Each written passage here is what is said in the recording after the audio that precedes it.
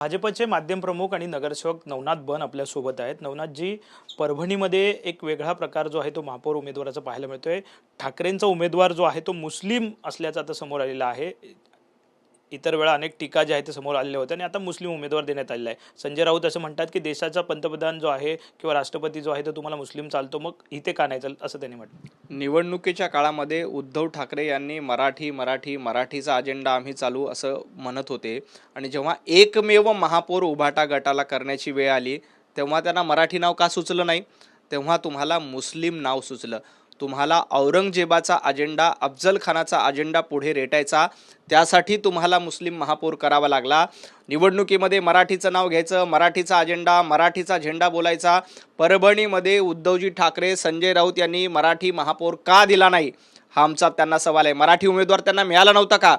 मराठी उमेदवार नगरसेवक म्हणून निवडून आले, त्यातलं एक नाव तुम्हाला निवडता येऊ शकलं असतं, पण जाणीवपूर्वक परभणीमध्ये मराठी महापौर न करता मुस्लिम महापौर केला आणि औरंगजेब फॅन क्लबचा अजेंडा चालवण्याचं काम उद्धव ठाकरे यांच्या माध्यमातून केलं जातं।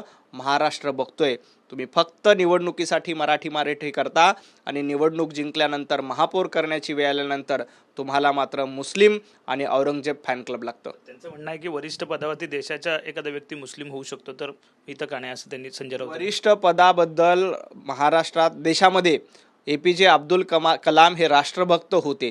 तुम्ही निवडणुकीमध्ये काय म्हणत होतात? निवडणूक जेव्हा झाली, प्रचार जेव्हा चालू होता तेव्हा मराठी महापौर करायचा आहे, मराठी माणूस त्या पदावर बसलं पाहिजे असा तुमचा अजेंडा होता। तुम्ही तुमच्याच भाषणात सांगत होत्या की मराठी महापौर झाला पाहिजे, मराठी महापौर झाला पाहिजे। महाराष्ट्रानं तुम्हाला एकच महापौर करण्याची संधी दिली, बाकी सर्व ठिकाणी वेगवेगळ्या पक्षाचे महापौर झाले, महायुतीचे महापौर झाले।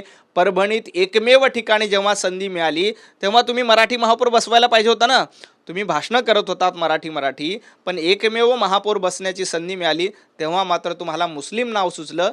याचाच अर्थ तुम्हाला औरंगजेब फॅन क्लबचा अजेंडा चालवायचा होता, त्यामुळे मुस्लिम महापौर केला। चंद्रपूर मध्ये ज्या पद्धतीने युती तुमच्या सोबत झालेली आहे भाजपसोबत ठाकरे गटाची, आणि त्यावरनं ठाकरे गटात आता वाद पाहायला मिळतात। संजय राऊत असं म्हणतात की उद्धव ठाकरेंच्या म्हणण्यानुसार ते झालं नाही, स्थानिक पातळीवर झालं, परंतु संदीप देशपांडे असे म्हटले की कोट्यवधी रुपये जे आहे ते नगरसेवकांना दिले गेलेले होते आणि त्यामुळेच हे सगळं घडलंय। संजय राऊतांनी डोळ्यावरती पट्टी बांधलेली आहे असं त्यांनी म्हटलं। संजय राऊतांचं उभाटा गटात कुणी ऐकत नाही, चंद्रपूरमधले नगरसेवक सुद्धा यांचं ऐकत नाहीत, कारण त्यांना माहिती आहे की चंद्रपूरमध्ये काँग्रेसला पाठिंबा दिला असता तर काँग्रेसने अशाच पद्धतीनं मुस्लिम महापौर करण्याचा प्रयत्न केला असता। उभाटा गटाचा महापौर झाला असता तर मुस्लिम महापौर झाला असता।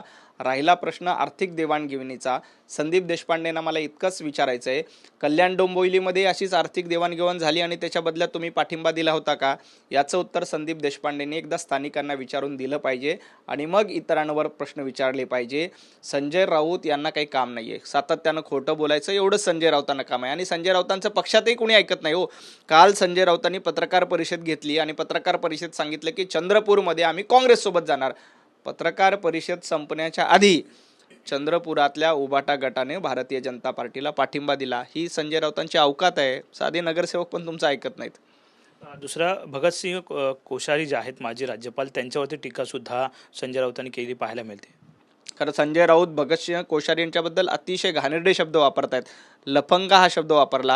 अहो, लफंगेगिरी कोणी केली असेल तर संजय राऊत, लफंगेगिरी तुम्ही केली। आणि लंगोटाचा प्रश्न काय करताय, धोत्राचा प्रश्न काय करतात? कोश्यारीजी यांनी उद्धवजी ठाकरे यांचाही लंगोट फेडलाय, संजय राऊत तुमचाही लंगोट फेडला। भगतसिंह कोश्यारी राज्यपाल नसते तर तुम्ही महाराष्ट्र विकून खाल्ला असता, मोठ्या प्रमाणात भ्रष्टाचार केला असता आणि तुमचा लंगोट फेडण्याचं काम भगतसिंह कोश्यारी यांनी केलंय।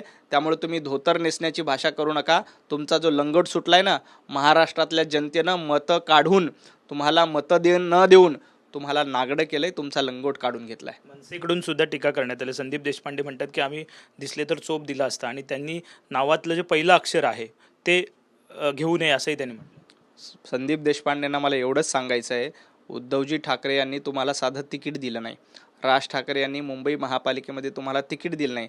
आपली पात्रता काय ते बघा आणि मग बोला। धन्यवाद। साहजिकच आहे, नवनाथ बन आपल्या सोबत होते। कॅमेरामन रोहन सोबत विनायक डावरुंग, TV9 मराठी, मुंबई।